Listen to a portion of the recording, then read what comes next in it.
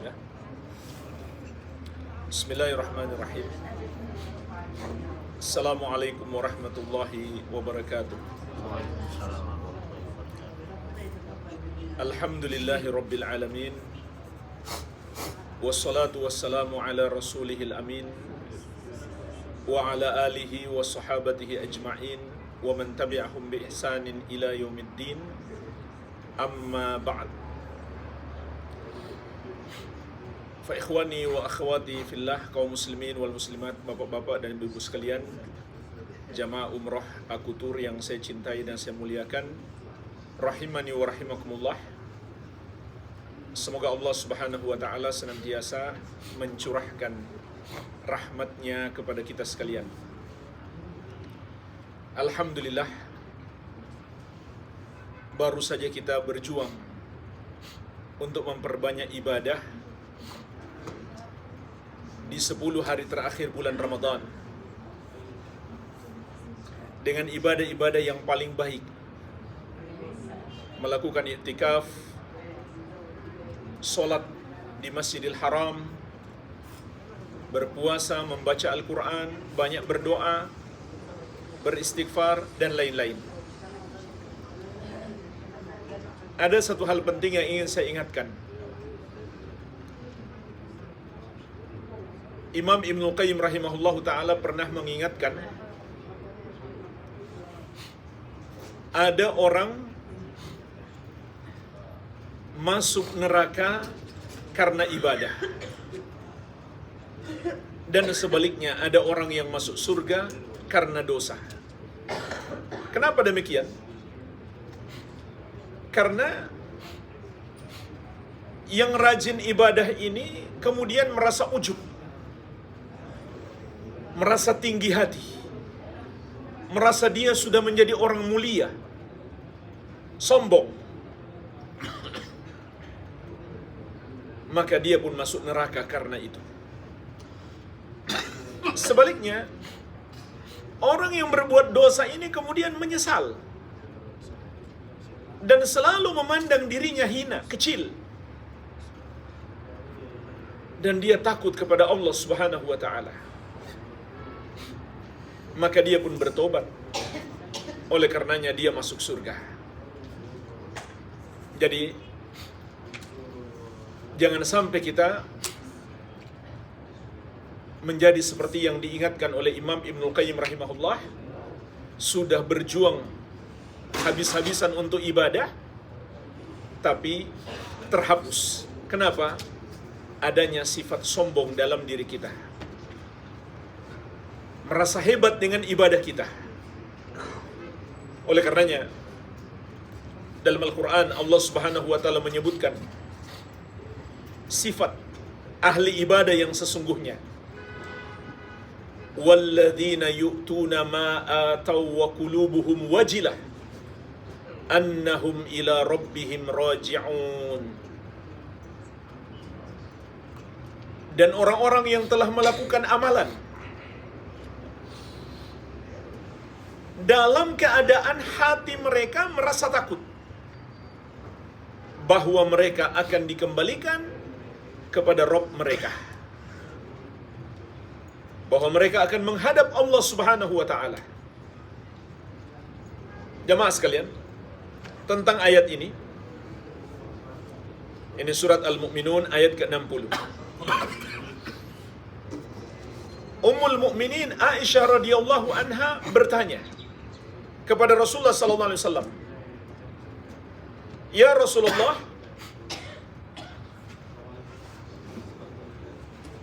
alladzina yu'tuna ma ataw wa qulubuhum wajilah." Orang-orang yang telah melakukan sejumlah amalan, sejumlah perbuatan, lalu hati mereka merasa takut. Huwallazi yasriku wa yazni wa yashrabul khamr wa huwa yakhafu Allah azza wa jalla. Apakah maksud ayat itu adalah orang yang mencuri, berzina, dan minum khamar, lalu dia merasa takut kepada Allah? Jadi coba perhatikan ayat ini. Ayat mengatakan mereka telah melakukan sejumlah amalan. Lalu kemudian mereka merasa takut. Maka Aisyah radhiyallahu anha bertanya. Afwan Pak, diangkat mushafnya, taruh di paha. Jangan taruh di lantai ya.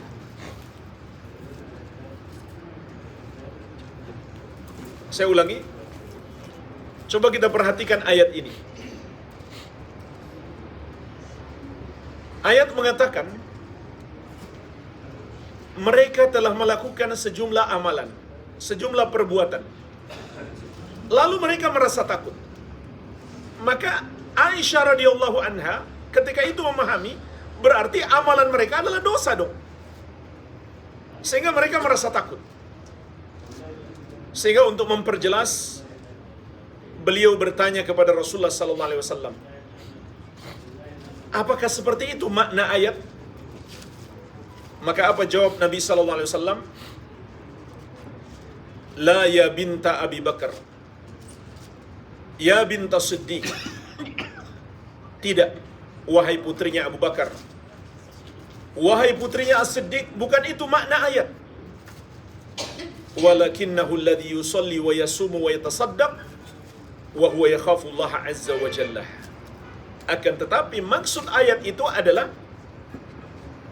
seorang yang solat, puasa, dan bersedekah, lalu dia takut kepada Allah Subhanahu wa ta'ala, yaitu dia takut jangan-jangan amalnya ini banyak kekurangan sehingga Allah tidak terima. Inilah jamaah sekalian sifatnya para sahabat Nabi Muhammad sallallahu alaihi wasallam. Jadi makna ayat ini sebetulnya sedang berbicara tentang para sahabat Nabi Muhammad sallallahu alaihi wasallam. Rajin ibadah, tapi masih merasa ibadah mereka itu kurang. Mungkin kurang ikhlasnya, mungkin kurang ittiba'nya, atau kurang dalam penetapan waktunya, kurang khusyuknya, dan lain-lain. Jadi jangan sampai kita merasa kebalikannya, ibadah saya sudah hebat. Padahal kita tidak tahu. Bisa jadi di hadapan Allah ibadah kita itu sebenarnya banyak kekurangan. Dan itu belum dibandingkan dengan dosa-dosa kita. Dosa-dosa kita pun banyak. Belum tentu ibadah kita dapat menutupi dosa-dosa kita.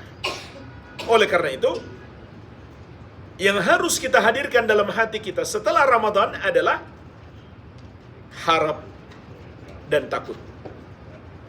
Berharap semoga amal ibadah kita diterima, dan takut jangan sampai amal ibadah kita tidak diterima karena banyak kekurangan-kekurangan. Oleh karenanya kata para ulama, hendaklah setelah Ramadan ini kita perbanyak istighfar. Sama dengan kita setelah sholat. Bukankah sholat itu amal soleh? Tapi kenapa setelah beramal soleh kita memohon ampun? Kita bukan baru selesai melakukan dosa, tapi selesai melakukan amal soleh. Namun disyariatkan kita beristighfar. Karena bisa jadi sholat kita banyak kekurangan. Makanya setelah sholat langsung kita istighfar. Oleh karenanya para ulama juga menasihati setelah berlalu Ramadan perbanyak istighfar. Karena mungkin dalam ibadah kita banyak kekurangan-kekurangan. Jangan malah merasa tinggi hati, merasa ujub, sombong. Ini justru adalah penyakit-penyakit hati yang dapat merusak amalan kita. Ini jemaah sekalian pertama yang ingin saya sampaikan. Yang kedua, pada kajian ini kita akan membahas tafsir ringkas surat Al-Kafirun. Karena surat ini sangat berkaitan erat dengan sejarah perjuangan Rasulullah SAW di kota Makkah. turunnya surat ini adalah suatu tanda puncak permusuhan orang-orang kafir Quraisy kepada Rasulullah sallallahu alaihi wasallam. Imam At-Tabari rahimahullah dalam tafsir beliau menceritakan, orang-orang Quraisy ketika itu benar-benar sudah gerah, sudah sangat marah dengan dakwah Nabi Muhammad sallallahu alaihi wasallam di kota Makkah ini. Padahal mereka itu ada keluarga beliau, tetangga beliau, masyarakat beliau yang dulu mencintai beliau, yang menggelari beliau dengan Al-Amin, orang yang paling amanah. Tapi kemudian mereka marah besar disebabkan dakwah yang diserukan Nabi Muhammad sallallahu alaihi wasallam. Mereka berpikir keras bagaimana menghentikan dakwah Nabi Muhammad sallallahu alaihi wasallam. Maka sebelum mereka menempuh jalan kekerasan, mereka mencoba menempuh jalan damai. Mereka memberi penawaran kepada Nabi Muhammad sallallahu alaihi wasallam. Penawaran yang pertama, mereka mengatakan kepada Nabi Muhammad sallallahu alaihi wasallam, "Wahai Muhammad, kalau kamu mau, kami akan jadikan engkau orang yang paling kaya di tengah-tengah kami.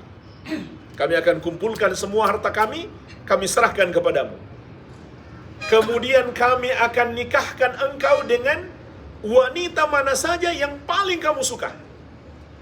Kemudian kami akan angkat engkau menjadi raja, pemimpin kami. Tapi dengan syarat,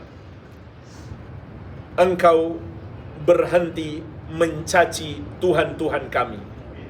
Jadi lihat bahasa mereka, mereka sebut mencaci.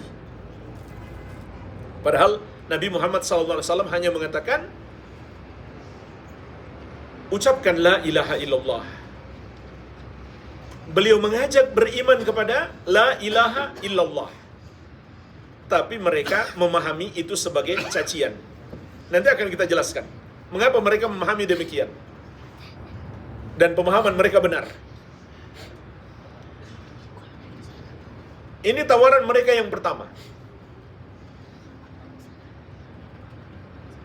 Lalu kata mereka, kalau kamu tidak mau, kami masih punya tawaran yang kedua. Apa itu? Kita gabung sajalah. Kita bekerja sama, kita damai saja. Caranya bagaimana? Kami akan menyembah Tuhanmu selama 1 tahun. Kamu pun menyembah Tuhan kami selama 1 tahun. Supaya kita nggak usah saling menyalahkan. Maka jemaah sekalian, Rasulullah SAW tidak menjawab tawaran mereka. Yang menjawab adalah Allah Subhanahu wa Ta'ala. Apa jawaban Allah? Itulah satu surat terdiri dari 6 ayat. Jawaban langsung dari Allah Subhanahu wa Ta'ala, bukan dari Nabi Muhammad sallallahu alaihi wasallam. Allah turunkan surat Al-Kafirun. Lalu Nabi Muhammad sallallahu alaihi wasallam Allah perintahkan untuk membacakan surat ini di hadapan mereka. Baru ayat yang pertama sudah membuat mereka tambah marah. Apa ayat yang pertama? Kul, katakan wahai Muhammad, ya ayyuhal kafirun, wahai orang-orang kafir. Tambah marahlah mereka. Bukan dapat jawaban yang mereka inginkan, malah dipanggil jelas-jelas terang-terangan, wahai orang-orang kafir.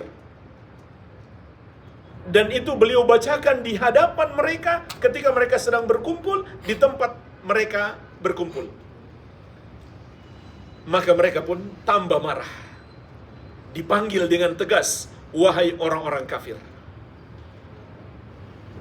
Namun jemaah sekalian, bukan berarti setiap kita ketemu orang kafir, kita panggil wahai kafir. Tidak ya. Tidak bermakna ayat ini demikian. Nabi SAW disuruh oleh Allah memanggil mereka wahai orang-orang kafir karena ada konteksnya, yaitu sebagai jawaban atas permintaan mereka.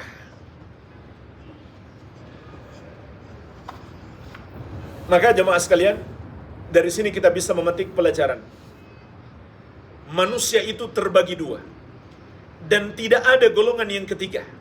Hanya ada dua golongan. Yaitu Muslim dan kafir. Tidak ada golongan yang ketiga. Muslim dan kafir. Kalau dia bukan Muslim, berarti dia kafir. Kalau dia kafir, berarti dia bukan Muslim. Hanya saja Muslim itu terbagi dua. Muslim yang baik imannya, dan Muslim yang kurang imannya. Siapa yang dimaksud dengan orang-orang kafir? Semua non-Muslim. Semua yang beragama dengan selain agama Islam dan menyembah kepada selain Allah. Oleh karenanya, di ayat berikutnya, Nabi SAW diperintahkan untuk mengatakan kepada mereka, La a'budu ma ta'budun. Aku tidak menyembah apa yang kalian sembah. Maksudnya, sebagaimana kata para ulama ahli tafsir, aku berlepas diri. Afwan, Usman, jangan di situ. Turun. DJ turun.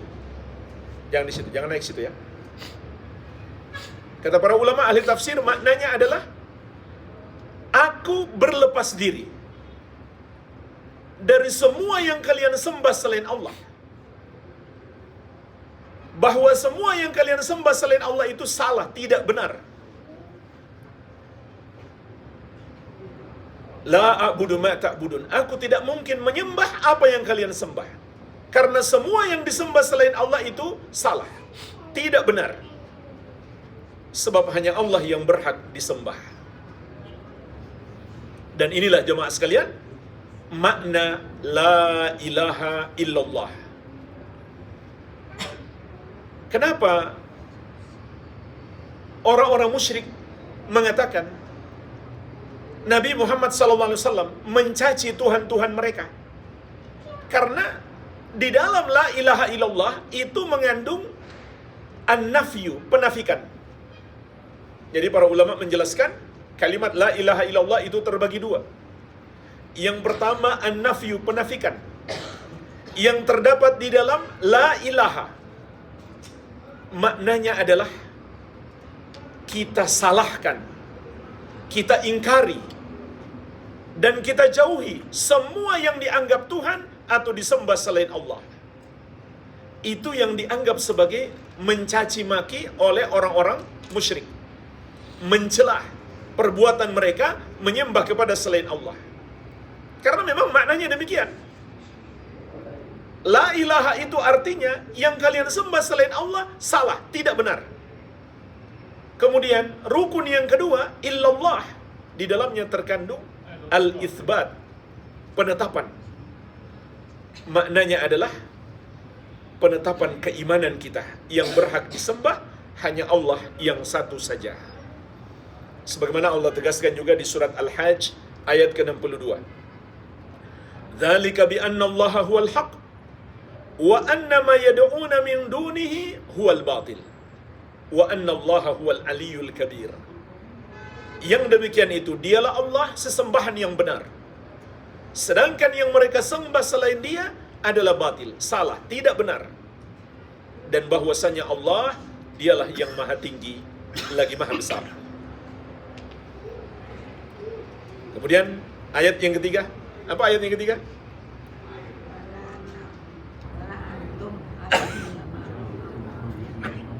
Qul ya ayyuhal kafirun la a'budu ma ta'budun wala antum 'abiduna ma a'bud. Dan kalian tidaklah menyembah apa yang aku sembah. Jemaah sekalian, di sini coba perhatikan baik-baik ayat ini. Kata Allah, kalian tidak menyembah apa yang aku sembah. Yaitu mereka tidak menyembah Allah yang disembah Nabi Muhammad sallallahu alaihi wasallam. Nah, sekarang pertanyaannya, apakah orang-orang musyrik Quraisy ketika itu sama sekali tidak menyembah Allah? tidak solat untuk menyembah Allah, tidak berhaji untuk menyembah Allah, tidak berdoa kepada Allah? Jawabannya jemaah sekalian, mereka masih menyembah Allah. Makanya kalau kita baca sejarah Ka'bah, Ka'bah itu dimuliakan oleh orang-orang Quraisy. Karena mereka tahu Ka'bah ini Baitullah, rumah Allah, tempat untuk berhaji dalam rangka menyembah Allah. Itu diketahui oleh orang-orang Quraisy. Dan mereka bangga memiliki Ka'bah. Padahal mereka kafir loh. Mereka bangga memiliki Ka'bah, mereka juga bangga bisa melayani para tamu Allah, para jamaah haji. Itu kebanggaan orang Quraisy. Dan itulah sebabnya Abraha ingin menghancurkan Ka'bah. Dan itu di masa sebelum Nabi SAW lahir. Dan beliau lahir di tahun tersebut. Di tahun Abraha ingin menghancurkan Ka'bah. Kenapa Abraha ingin menghancurkan Ka'bah? Karena dia ingin memalingkan orang-orang Arab menjadi Nasrani. Sebab Abraha ketika itu adalah salah seorang gubernur Romawi. Jadi, orang-orang musyrik Quraisy ketika itu masih menyembah Allah, masih punya iman kepada Allah, dan mereka memuliakan Ka'bah. Bahkan orang-orang Arab ketika Abraha ingin menghancurkan Ka'bah, mereka mencoba menghadangnya, tapi semua dihancurkan oleh Abraha. Namun orang-orang Arab Quraisy yang tinggal di sekitar Ka'bah, mereka mengungsi. Kenapa? Mereka bukan takut sama Abraha. Justru mereka mengungsi karena takut kepada Allah.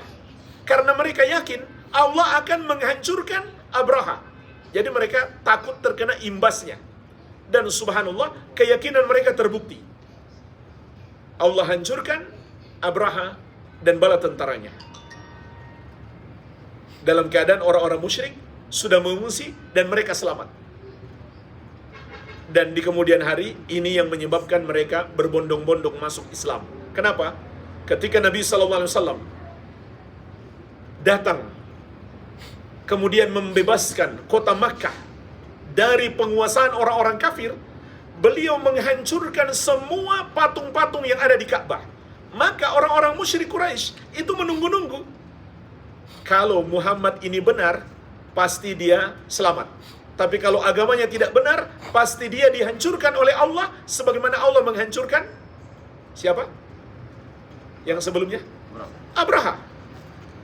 Jadi ini yang membuat orang-orang musyrik di sini berbondong-bondong masuk Islam. Karena mereka semua tahu peristiwa hancurnya Abraha sebab ingin menghancurkan Ka'bah. Maka Nabi SAW datang, tapi beliau tidak menghancurkan Ka'bah, beliau hancurkan semua patung-patung yang ada di situ. Jumlahnya 360 patung. Dan beliau hancurkan dengan tangan beliau sendiri bersama para sahabat. Maka, karena ada pengalaman kisah sebelumnya Abraha dihancurkan disebabkan dia menyerang Ka'bah, mereka pun berkesimpulan kalau agama Nabi Muhammad SAW ini salah, pasti dia juga dihancurkan oleh Allah. Ternyata tidak. Maka mereka pun yakin ini agama yang benar. Jadi jemaah sekalian, kesimpulannya, orang-orang musyrik dahulu masih menyembah Allah. Tapi kenapa ayat mengatakan, "Wa ma antum abiduna ma a'bud"? Kalian tidak menyembah apa yang aku sembah. Artinya, kalian tidak menyembah Allah. Maka para ulama ahli tafsir menjelaskan, karena mereka tidak memurnikan penyembahan mereka hanya kepada Allah. Bisa dipahami ya? Mereka masih menyembah Allah, tapi Allah katakan, kalian tidak menyembah Allah. Kenapa? Karena mereka tidak memurnikan penyembahan mereka kepada Allah yang satu saja. Berarti mereka berbuat dosa syirik. Dan dosa syirik itu menghancurkan amalan. Maka tidak ada gunanya mereka menyembah Allah kalau masih berbuat dosa syirik. dalam surat Az-Zumar ayat ke-65 Allah mengatakan, la in asyrakta la yahbatanna 'amaluka wa la takunanna minal khasirin. Kalau kamu berbuat syirik, terhapuslah amalanmu dan kamu termasuk orang-orang yang merugi. Jadi tidak ada gunanya seseorang beribadah kalau dia berbuat dosa syirik.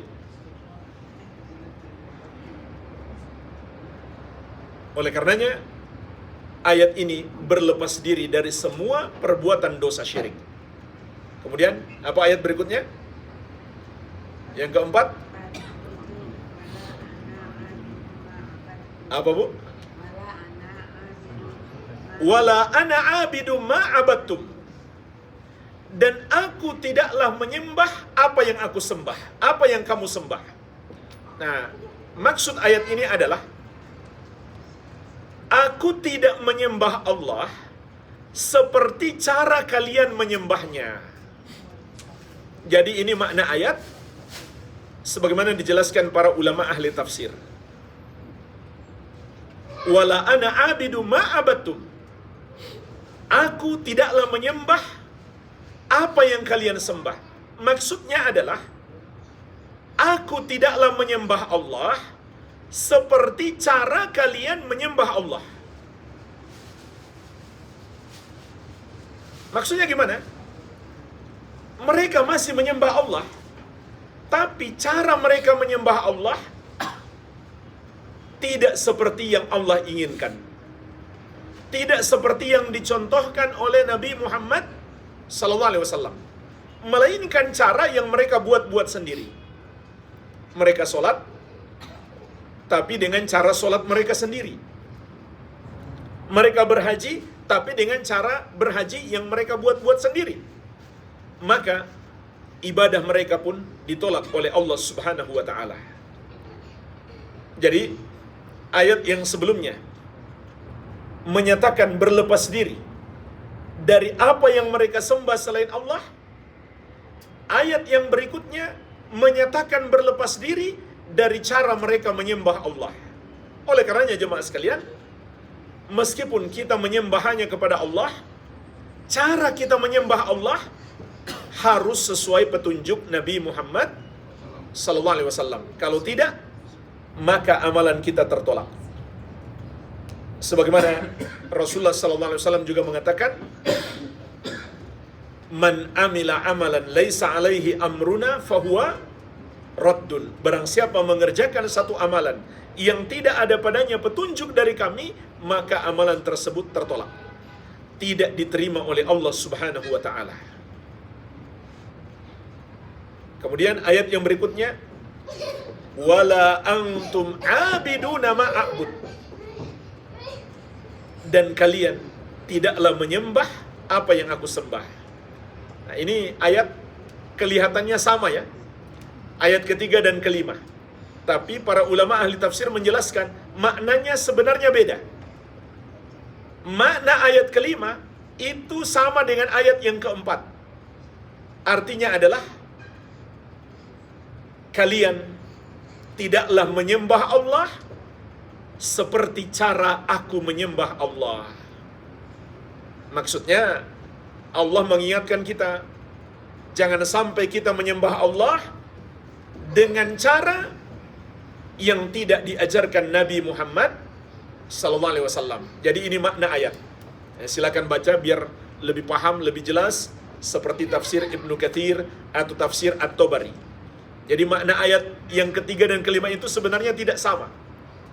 Kalau makna ayat yang ketiga, wala antum abiduna ma a'bud, kalian tidak menyembah apa yang aku sembah, maksudnya kalian tidak memurnikan penyembahan kalian kepada Allah yang satu saja. Sedangkan makna ayat yang kelima, meskipun lafaznya sama, maksudnya adalah kalian tidak menyembah Allah dengan cara yang benar, yaitu cara yang Allah turunkan kepada Nabi Muhammad sallallahu alaihi wasallam. Maka jemaah sekalian, kesimpulannya sampai di sini ayat-ayat ini menjelaskan kepada kita dua hal. Yang pertama, kewajiban kita mentauhidkan Allah dan berlepas diri dari perbuatan dosa syirik. Ini yang pertama. Sampai kata Ibnu Abbas radhiyallahu anhuma, laisa fil Qur'an asyaddu ghaidan li iblis minha. Tidak ada di dalam Al-Qur'an surat yang lebih dibenci oleh iblis daripada surat ini, surat Al-Kafirun. Kenapa? Li'annaha tauhidun wa bara'atun minasyirki. Karena di dalam surat ini ada tauhid dan berlepas diri dari kesyirikan. Berlepas diri itu artinya kita membenci perbuatan dosa syirik dan kita jauhi sejauh-jauhnya. Ini yang pertama. Yang kedua, menegaskan agar kita beribadah kepada Allah sesuai petunjuk Nabi Muhammad sallallahu alaihi wasallam. Inilah jamaah sekalian, dua pokok agama kita. Beribadah hanya kepada Allah yang satu saja dan meninggalkan semua yang disembah selain Allah. Yang kedua, beribadah sesuai petunjuk Nabi Muhammad sallallahu alaihi wasallam. Dan inilah arti syahadat la ilaha illallah dan Muhammadur Rasulullah. Ini dua pokok agama kita yang terkandung di dalam ayat surat Al-Kafirun, mulai ayat yang kedua sampai kelima. Ingin menegaskan dua hal ini. Kemudian di ayat yang terakhir, ayat ke-6, lakum dinukum waliyadin. Ini kata kunci. Lakum dinukum waliyadin. Imam Al-Bukhari rahimahullah mengatakan, ayat dinil Islam wa dinukum al-kufur. Agamaku adalah Islam dan agama kalian adalah kekufuran. Artinya apa? Itu nggak mungkin disatukan. Ini kata kunci sebagai jawaban atas permintaan mereka. Karena mereka meminta agar kita bersatu. Maka kata kuncinya Allah mengatakan, lakum dinukum waliyadin. Bagimu agamamu dan bagiku agamaku. Maksudnya, agamamu adalah agama kufur, sedangkan agamaku adalah agama iman, agama Islam. Nggak mungkin disatukan. Tapi ada sebagian orang yang malah memahami kebalikannya. Karena lakum dinukum waliyadin katanya, nggak boleh menyalahkan mereka. Justru ayat ini bermakna menyalahkan mereka. Bagimu agamamu, maksudnya agamu kekufuran. Itu kesalahan terbesar yang paling Allah murka, yang disebut dosa kekufuran, karena di dalamnya mengandung kesyirikan. Bagiku agamaku, agama Islam, agama iman, itu nggak mungkin disatukan. Ini kesimpulan jawaban Allah Subhanahu wa Ta'ala atas permintaan mereka. Oleh karenanya jemaah sekalian, ulama Islam dari 4 madhab maupun yang lainnya, madhab Hanafi, Maliki, Syafi'i, dan Hambali, itu semuanya sepakat, tidak berbeda pendapat. Kalau ada seorang Muslim mengatakan ada agama selain Islam yang benar, maka saat itu si Muslim tersebut telah murtad, keluar dari Islam. Dia bukan Muslim lagi. Ini sepakat ulama, tidak ada perbedaan pendapat. Padahal kita sering mendengar ulama beda pendapat. Tapi dalam masalah ini ulama Islam seluruhnya sepakat. Kalau kita buka kitab-kitab ulama 4 madhab, mereka sepakat. Di antara penyebab seseorang itu murtad, keluar dari Islam, apabila dia membenarkan agama selain Islam. Kalau dia mengatakan ada selain Islam yang benar, atau dia mengatakan semua agama sama, atau dia mengatakan orang Nasrani bisa saja masuk surga kalau berbuat baik, maka ulama Islam sepakat orang ini sudah murtad, keluar dari Islam. Kenapa? Karena sama saja dia membenarkan agama mereka, atau membenarkan penyembahan mereka kepada selain Allah Subhanahu wa Ta'ala. Padahal kalau dia benar-benar mengamalkan la ilaha illallah, dia harus melakukan 2 hal. Yang pertama an-nafyu, penafikan.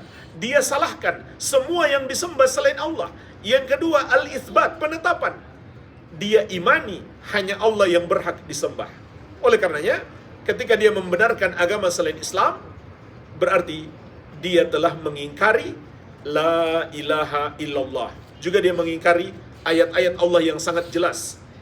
Di antaranya Allah Subhanahu wa taala berfirman, "Innad dina indallahil Islam." Sesungguhnya agama yang Allah ridhoi di sisinya hanyalah Islam.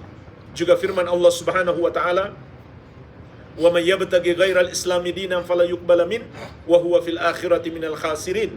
Barang siapa yang mencari selain Islam sebagai agama baginya, tidak akan pernah diterima daripadanya, dan dia di akhirat kelak termasuk orang-orang yang merugi. Jamaah sekalian, di masa dahulu di tanah Arab ini ada orang-orang terkenal yang suka berbuat baik. Di antaranya ada 2 orang yang pernah ditanyakan oleh keluarganya kepada Nabi Muhammad SAW, bagaimana nasib mereka? Masuk surga kah atau masuk neraka? Yang pertama, namanya adalah Hatim At-Ta'i. Orang ini adalah orang Nasrani berkebangsaan Arab dahulu. Sangat terkenal. Kenapa? Karena suka berbuat baik kepada orang lain. Di kemudian hari, anak-anaknya masuk Islam. Di antaranya Adi bin Hatim, sahabat yang mulia Adi bin Hatim At-Ta'i radhiyallahu anhu. Maka beliau pun penasaran dengan ayahnya. Beliau bertanya kepada Rasulullah, "Ya Rasulullah, bagaimana dengan ayahku? Dia orang yang suka berbuat baik." Rasulullah SAW pun tahu, semua orang Arab kenal. Orang Arab semuanya di masa itu tahu siapa itu Hatim, karena saking baiknya kepada orang. Maka anaknya bertanya, "Bagaimana dengan nasib ayahku ya Rasulullah? Apakah dia bisa selamat? Karena dia suka berbuat baik kepada orang." Maka Nabi Muhammad SAW menegaskan, "Ayahmu tempatnya di neraka. Dan dia sudah mendapatkan apa yang dia inginkan di dunia." Ternyata apa yang dia inginkan? Dia berbuat baik kepada orang supaya dia mendapatkan kehormatan di mata manusia. Kalau seorang muslim tidak seperti itu, dia berbuat baik untuk mendapatkan balasan dari Allah di akhirat kelak. Jadi kita jangan silau melihat orang-orang non-muslim yang berbuat baik. Ini yang pertama. Yang kedua, namanya Abdullah bin Jud'an. Ini masih kerabatnya Aisyah, istri Nabi SAW. Juga terkenal di masa jahiliyah, suka sekali berbuat baik. Maka Aisyah bertanya kepada Nabi SAW, bagaimana nasibnya Abdullah bin Jud'an? Dia tidak masuk Islam, tapi dia suka berbuat baik. Maka Nabi SAW juga menegaskan tempatnya di neraka. Jadi jamaah sekalian, kalau ada orang mengatakan meskipun dia Nasrani atau Yahudi, tapi suka berbuat baik kepada orang lain, dia bisa selamat, maka ulama Islam sepakat orang ini sudah murtad, keluar dari Islam. Karena itu sama saja dia mendustakan agama Islam, mendustakan la ilaha illallah, mendustakan ayat-ayat Allah. Di surat At-Taubah ayat ke-54, Allah Subhanahu wa taala juga menegaskan, "Wa ma mana'ahum an tuqbala minhum nafaqatuhum illa annahum kafaru billahi wa birasulih."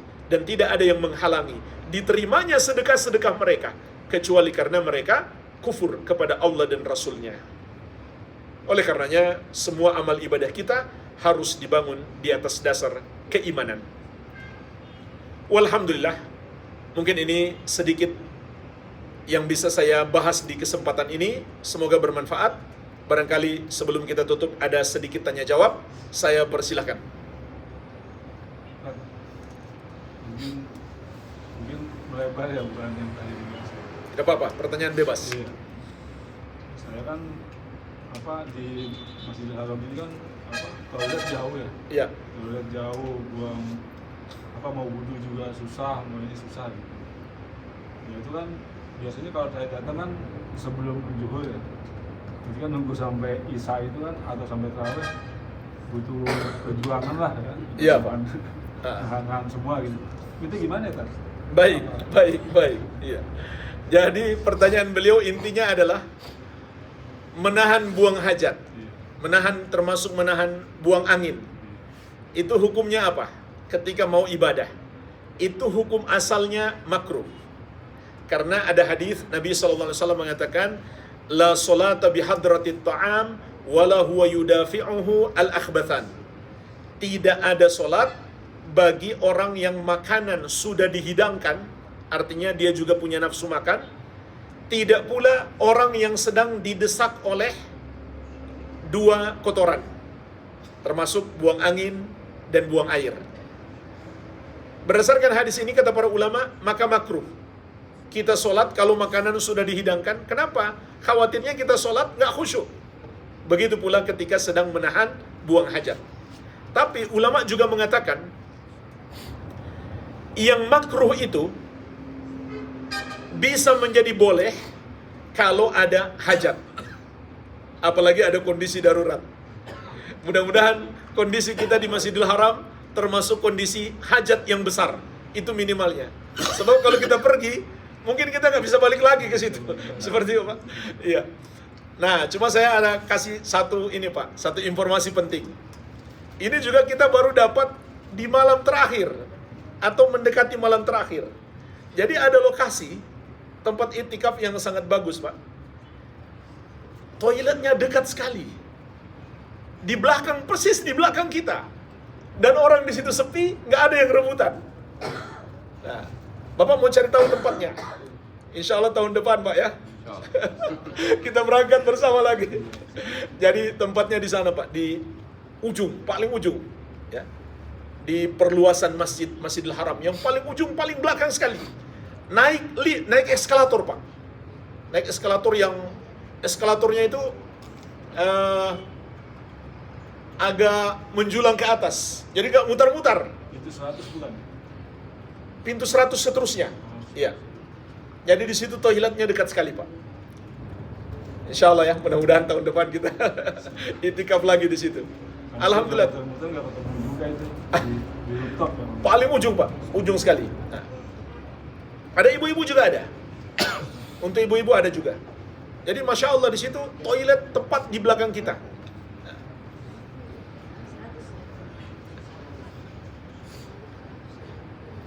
Memang agak susah nyarinya. Kalau kondisi lokasi yang jauh, umpamanya di pertokoan gitu, mereka sholat, apa itu masuk di dalam Masjidil Haram? Orang-orang yang sholat di sini. Nah, baik. Jadi kata para ulama, sholatnya itu sah dengan syarat mereka mendengar suara imam. Yang kedua, masih melihat jamaah yang ada di depan. Itu menunjukkan sofnya masih bersambung. Kalau kondisi di sekitar Masjidil Haram itu insya Allah dalam kondisi ramai masih masuk, Pak. Masih masuk sah sholatnya. Kecuali mungkin dalam kondisi yang sangat sepi ya. Sehingga jamaah sepi, harusnya dia turun tapi dia cuma diam di tokonya, yaitu dikhawatirkan tidak sah sholat jamaahnya. Ya.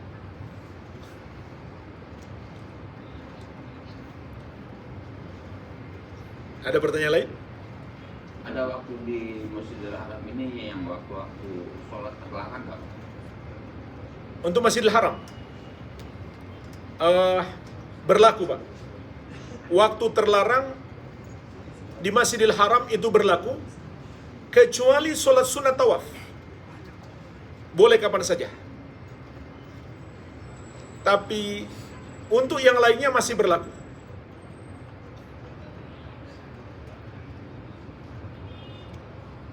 Untuk sholat-sholat sunnah. Dan itu pun hanya berlaku untuk sholat sunnah mutlak. Sholat sunnah mutlak itu artinya sholat sunnah yang tidak ada sebabnya. Kalau ada sebab, boleh. Contoh, tahiyatul masjid. Jadi Bapak ke Masjidil Haram, ba'da asar, tidak apa-apa. Sholat tahiyatul masjid, karena ada sebab. Nah, tapi setelah itu, jangan ditambah lagi. Bisa diganti dengan membaca Al-Quran dan lain-lain. Jika di waktu terlarang. Kecuali sholat sunnah tawaf, bisa kapan saja. Untuk sholat sunnah Pak, banyak yang apa? Kita lagi jalan tuh, kita lagi sholat, ada yang lewat-lewat. Itu gimana sholat sunnah kita? Ya, itu sifatnya darurat, Pak. Sifatnya darurat. Karena mau bagaimana lagi? Memang kondisi sudah seperti itu gitu. Pada dasarnya memang tidak boleh. Pada dasarnya memang tidak boleh. Tapi kondisi memang menuntut seperti itu. Sudah padat seperti itu ya. Kalau kita berusaha, tetap kita berusaha menghalangi agar orang itu cari jalan lain. Tapi kalau dia pun terpaksa harus lewat depan kita, ya itu kondisi darurat, tidak mengapa insya Allah. Bahkan kondisi seperti di Masjidil Haram ini kan sampai bisa membahayakan nyawa ya. Jadi hati-hati. Kadang-kadang kita punya tindakan bisa membahayakan nyawa. Makanya jangan heran kalau askar itu sangat keras mengusir orang yang sholat di tempat lalu lalang manusia.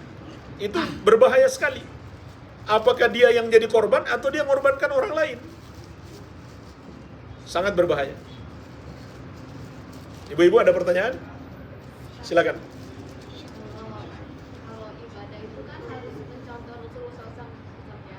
Iya. Tapi kalau bilang ini, nggak apa-apa, yang penting kita kan niatnya baik, terus Allah juga tahu kok maksud kita itu gimana. Allah menetapkan 2 syarat. Niatnya baik, baru 1 syarat. Allah Subhanahu wa ta'ala menetapkan 2 syarat. Niat yang baik dan cara yang benar. Ini yang ditetapkan oleh syariat. Sebagaimana sabda Nabi sallallahu alaihi wasallam, "Man amila amalan laisa alaihi amruna fahuwa raddun." Barang siapa mengerjakan satu amalan yang tidak ada padanya petunjuk dari kami, maka amalan tersebut tertolak. Oleh karenanya Ibnu Mas'ud radhiyallahu anhu mengatakan, "Wa kam min muridinil khair lan yusibahu." Berapa banyak orang yang niatnya baik, tapi dia nggak dapatkan hasil. Kenapa? Caranya tidak sesuai petunjuk Nabi Muhammad sallallahu alaihi wasallam. Jadi belum cukup dalam Islam hanya niat yang baik, harus disertai dengan cara yang benar. Bahkan jangankan dalam urusan ibadah, dalam urusan dunia pun ada ketentuan. Kita mau bekerja kan, di kantor manapun ada SOP-nya, ada ketentuan. Nggak boleh kita asal bekerja lalu kita beralasan yang penting kan saya niatnya baik. Nggak boleh. Tetap harus mengikuti aturan yang berlaku.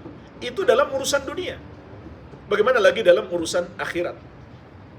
Nah, coba bayangkan kalau ada 100 orang melakukan 100 versi ibadah.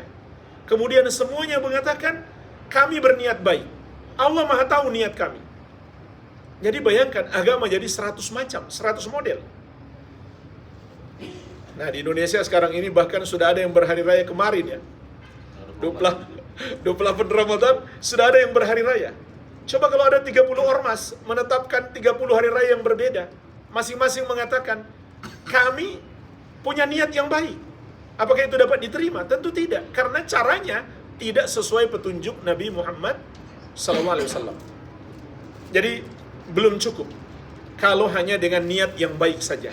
Namun juga harus disertai dengan cara yang benar. Itulah ketetapan Allah Subhanahu wa ta'ala. Jadi dia belum sesuai ketetapan Allah. Allah telah menetapkan ibadah itu harus terpenuhi padanya 2 syarat. Ikhlas, niat yang benar, semata-mata dilakukan karena Allah, dan cara yang betul, yaitu sesuai petunjuk Nabi Muhammad SAW. Wallahu alam. Ada pertanyaan lain? Bismillahirrahmanirrahim. Terkait tafsir Al-Kafirun, bagaimana hukumnya untuk pekerja yang bekerja dituntut untuk memakai ornamen orang-orang kafir, serta mereka bekerja dengan memfasilitasi kegiatan orang-orang kafir seperti tukang parkir atau keamanan juga dikatakan mereka keluar dari Islam. Apakah mereka dikatakan keluar dari Islam? Baik. Jika mereka melakukan itu disertai dengan persetujuan hati mereka, maka mereka keluar dari Islam. Tapi kalau mereka melakukan itu sementara hati mereka menolak, maka minimalnya itu adalah dosa besar. Itu minimalnya.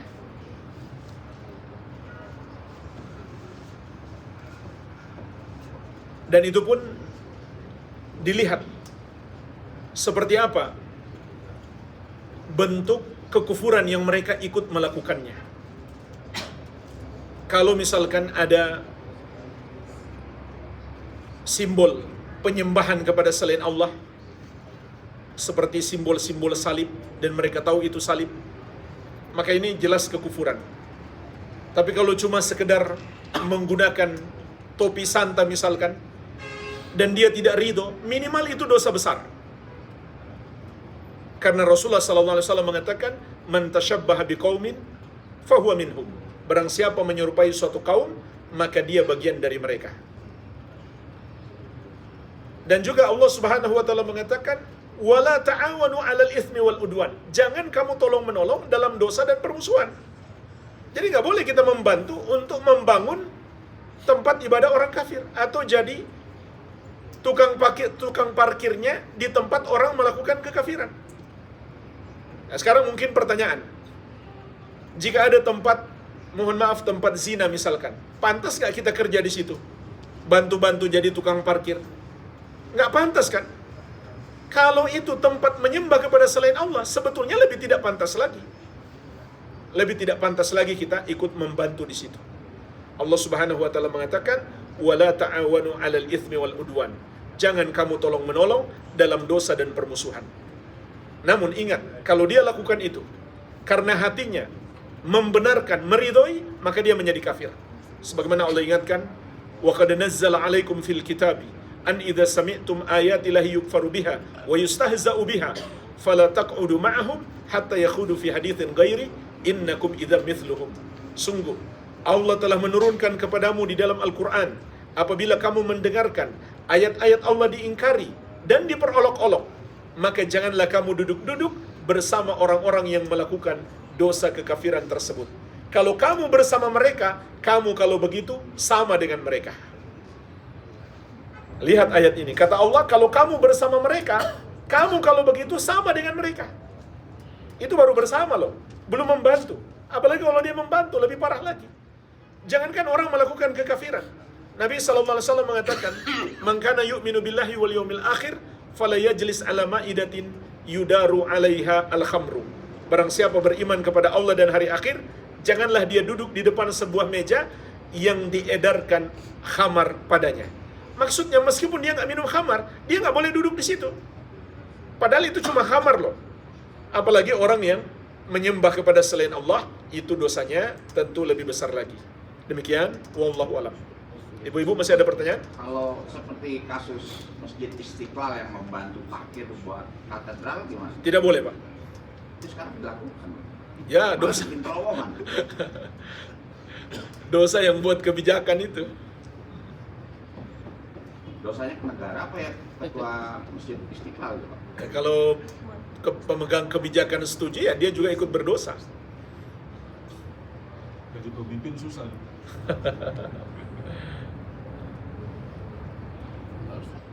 Silakan, Pak. Ayo. Di sini banyak jemaah perempuan yang sholat di Masjidil Haram yang pakaiannya tidak menutup aurat, seperti kakinya tidak pakai kaos kaki. Itu hukumnya gimana? Ya, itu tentu tidak sesuai syariat. Tidak sesuai dengan syariat. Karena itu adalah aurat. Cuma sholatnya tetap sah. Sholatnya tetap sah. Karena jemaah sekalian, sebetulnya di dalam sholat, wanita di dalam sholat, itu kakinya boleh kelihatan. Tapi itu dengan syarat. Dengan syarat masih sesama wanita saja. Jadi tidak sama aurat wanita dalam sholat dan aurat wanita di luar sholat. Kalau di dalam sholat, telapak kakinya dan punggung kakinya itu boleh kelihatan. Nah, yang jadi masalah kalau kelihatan laki-laki yang bukan mahramnya. Tapi kalau cuma kelihatan sesama wanita, itu tidak membatalkan sholatnya. Itu boleh. Namun kalau kelihatan sampai ke betis, batal sholatnya. Kalau dia sengaja dan dia biarkan.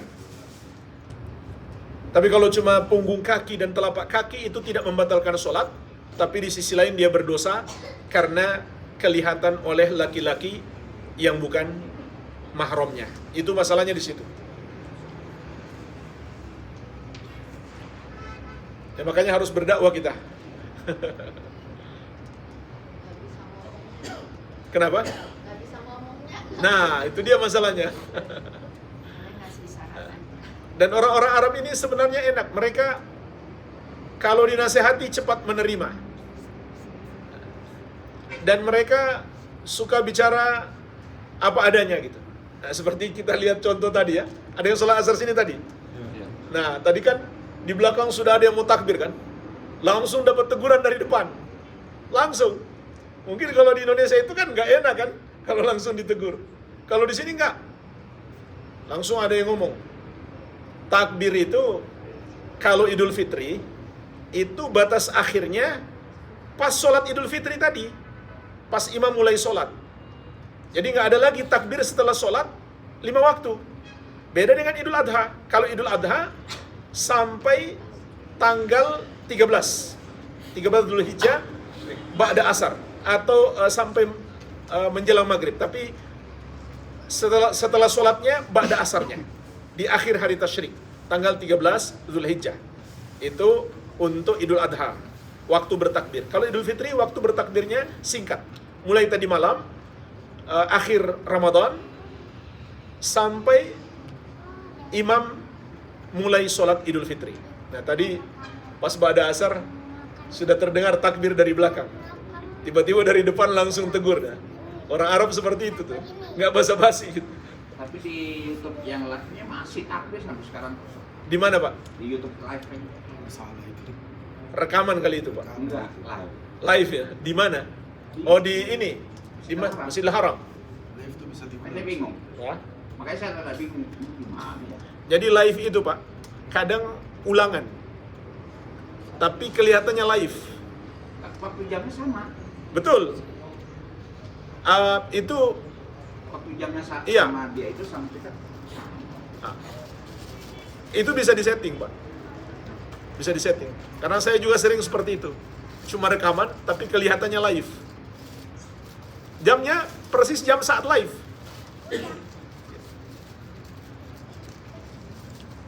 Tadi Bapak sholat zuhur, asar di mana Pak? Di hotel. Belum sempat ke sana ya. Insya Allah nggak ada kalau ke sana. Oh bukan, pas lagi orang tawaf itu kan biasanya ngaji. Biasanya ngaji kan kalau yang live takbir. Dan saya dalam hati kok mau ya dong ini takbir. Rekaman aja kayaknya Pak. Suaranya suara takbir gitu. Iya, iya. Ada pertanyaan lagi? Ya, Ustaz. Tadi dibahas juga mengenai tentang penggunaan atribut dan pengamanan. Bagaimana dengan kami yang memang ditugaskan negara untuk pengamanan? Baik. Kadangkala memang kita sampai pemeriksaan tempat ibadahnya mereka. Baik. Nanti dijaga Ya. sampai tidak terjadi hal-hal yang sampai kita masuk ke dalam memeriksa semuanya itu, tapi tidak menggunakan atribut. Baik. Baik. Ini pertanyaan bagus nih. Karena Pak Sair ini seorang polisi, jadi beliau tanya, bagaimana kalau aparat polisi ditugaskan menjaga keamanan saat misalkan perayaan di rumah ibadah mereka? Maka jemaah sekalian, pertanyaan ini pernah diajukan kepada para ulama, di antaranya kepada Syekh Al-Allama Profesor Dr. Shalih Al-Fauzan hafizahullah taala.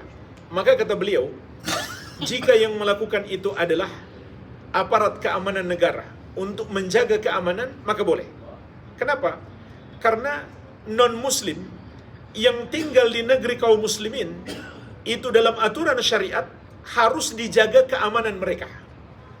Jadi niat aparat keamanan ini bukan untuk membantu mereka melakukan ibadah kepada selain Allah atau perbuatan yang menyelisihi ajaran agama Islam, tidak, tapi untuk menjaga keamanan. Maka ini boleh karena memang dalam syariat non-muslim yang tinggal di negeri kaum muslimin itu harus dijaga keamanannya. Makanya salah besar kalau misalkan ada orang muslim yang kemudian mengganggu mereka, menzolimi mereka, ini salah besar. Jadi kalau niatnya aparat itu menjaga keamanan, tidak mengapa, karena itu memang ajaran syariat, menjaga keamanan mereka. bukan dengan niat ingin membantu mereka menyembah kepada selain Allah atau melakukan hal-hal yang menyelisihi syariat kita. Barangkali seperti itu, Pak. Wallahu alam. Karena biasa. Ya. Sekarang ini ada instruksi dari sudah berapa tahun yang lalu untuk salam. Jadi salam itu pertama kan masih Assalamualaikum dan selamat pagi. Sekarang sudah ditambahkan dengan salam Om Swastiastu, Ya. Namo Buddhaya, salam kebajikan. Baik. Nah, bagaimana dengan itu, Ustaz? Apakah Baik. dengan ucapan itu kita bisa kufur Baik. atau bagaimana?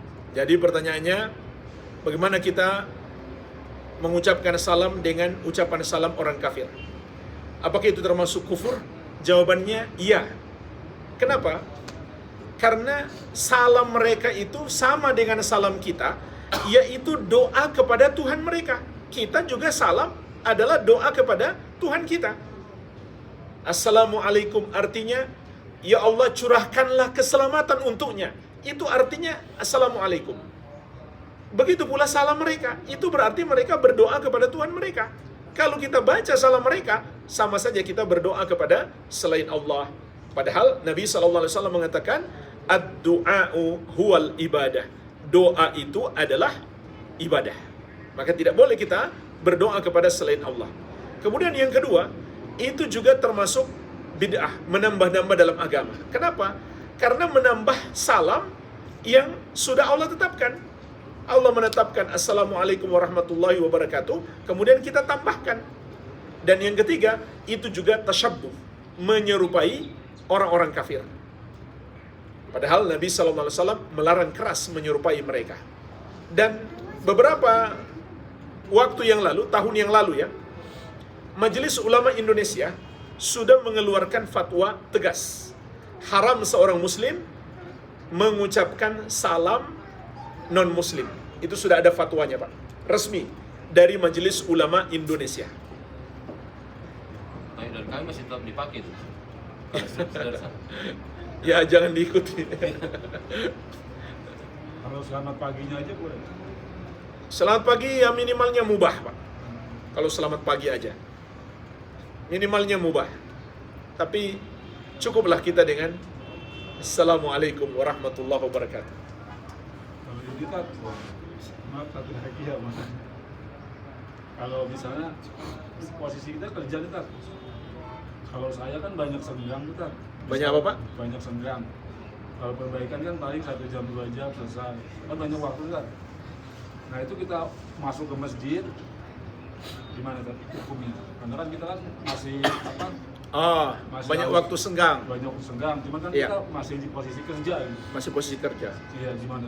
Apa boleh kita langsung masuk ke masjid, kita ngaji, kita sholat, nunggu waktu sholat, atau kita balik ke kantor lagi gitu?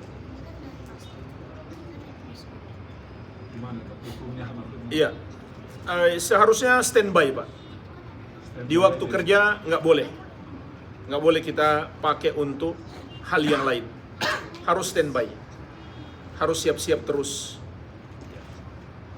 Dan dikhawatirkan kalau kita seperti itu, lalu kita terima gaji penuh. Nah, ada bagian yang tidak halal di situ. Iya. Kerjanya nggak penuh, tapi terima gaji penuh. Ya, tetap harus standby. Walaupun kita mau berusaha apa, buat waktu sholat di masjid gitu, berarti kita harus ke kantor dulu, jadi sholatnya di kantor aja gitu.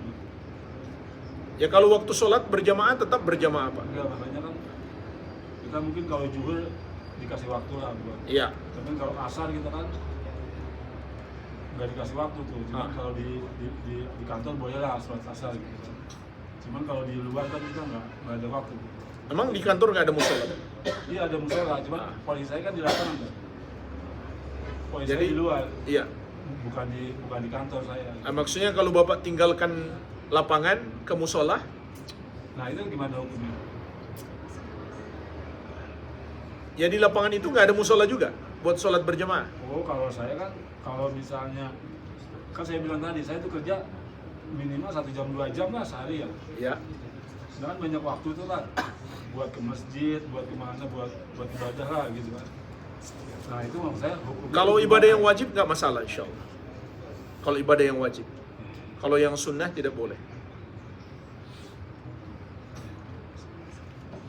Ibu-ibu masih ada pertanyaan? Silakan.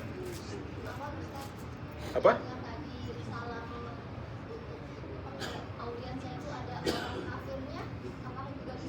Bisa. Iya. Kalau audiensnya tercampur antara muslim dan kafir, kita boleh mengucapkan salam umat Islam. Boleh. Dan kita niatkan untuk umat Islamnya. Tidak apa-apa. Yang tidak boleh kalau misalkan mereka kafir semuanya.